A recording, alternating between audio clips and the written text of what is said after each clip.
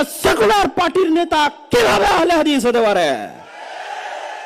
আজকে আহলে হাদিসদের হীনম্মন্য মনোভাবের সবচেয়ে বড় প্রমাণ হচ্ছে কোথায় কোন ছাত্র নেতা কোথায় কে আন্দোলন করলো, তারা সেকুলার, তারা লালনবাদ, অথচ আহলে হাদিস আলেম গর্ব করে বলে যে তারা উমুক আহলে হাদিসের উমুক। নাউজুবিল্লাহ মিন যালিক।